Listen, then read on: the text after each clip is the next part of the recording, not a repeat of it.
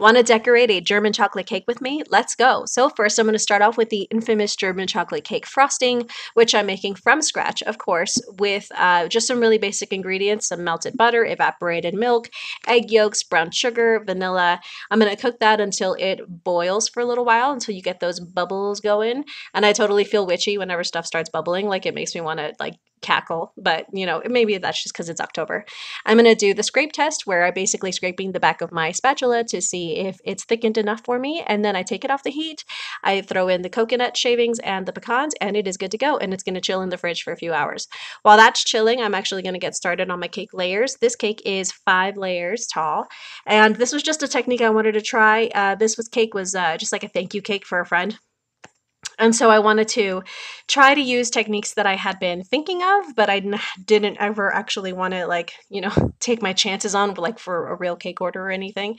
So yeah, so I wanted to do something with really thin layers, but stacked kind of tall, and a small cake. So this is only a 4-inch round cake, and I just wanted to stack it really tall. I don't know why those always look so fancy to me. Have you ever seen those cakes where they're just like skinny, small little cakes, but they're stacked really, really tall, and they look so cool to me? So of course I had to put a dowel in the middle of that because I was not going to have that little guy topple over on me like the Leaning Tower of Pisa.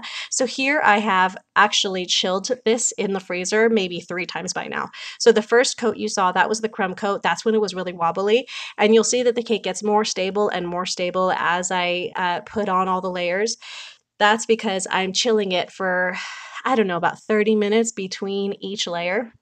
So what you're seeing here is probably 3.5, 4 hours of chilling and scraping and smoothing out.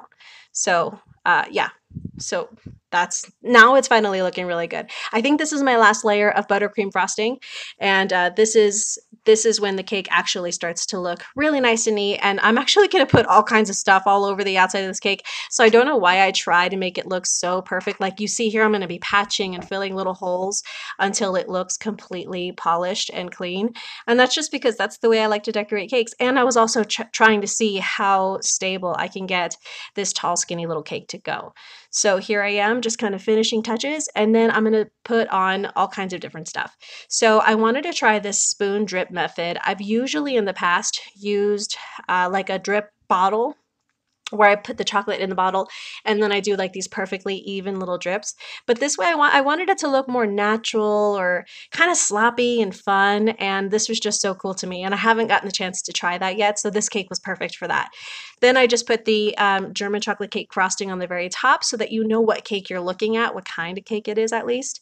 And all the German chocolate cakes in the past that I've seen have had the entire cake frosted in that frosting, and while I think that's beautiful, I wanted to try something different.